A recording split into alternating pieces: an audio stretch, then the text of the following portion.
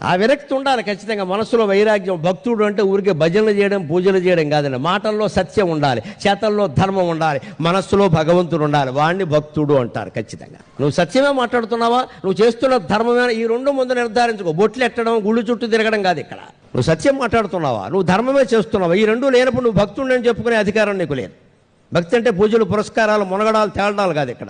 జీవితంలో సత్యం, జీవితంలో ధర్మం, ఈ రెండు లేనప్పుడు నీ భక్తి దండగా. ఈ రెండు ఉన్నా కూడా మనసులో భగవంతుడు ఉండాలి. ఎందుకంటే సత్యము ఓడిపోయే అవకాశాలు ఉన్నాయి, ధర్మము ఓడిపోయే అవకాశాలు ఉన్నాయి. కలియుగంలో వేరే చెప్పక్కల. కానీ ఆ రెండు గెలవాలంటే మనస్సులో దైవబలం ఉండాలి, దైవబలం ఉండాలి. అది మనస్సులో స్మరణ. మనస్సులో భగవంతుడు మానకూడదు. నమ శివాయ, నమో నారాయణాయ, శ్రీమాత్రే నమః.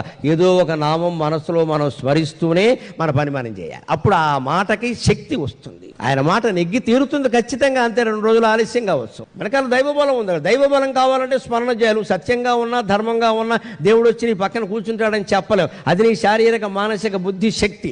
నీ మనస్సులో భగవంతుడు ఉండాలి, నీ పంతం నెగ్గాలి, ధర్మం నెగ్గాలి అంటే మనస్సులో నిరంతరం నమశివాయ, నమశివాయ, నమశివాయ నామస్మరణ మానకూడదు. అది చాలా శక్తిని ఇచ్చేస్తుంది మొత్తం జీవితానికి, మొత్తం మనిషికి కూడా. అనేక రకాల అనారోగ్యాలు తగ్గిస్తుంది. ఆ ప్రయత్నం చేసుకోవాలి. అలా ప్రశ్నించాడు వ్యాసుడు, ఏదైనా చేసుకోవయ్యా అని.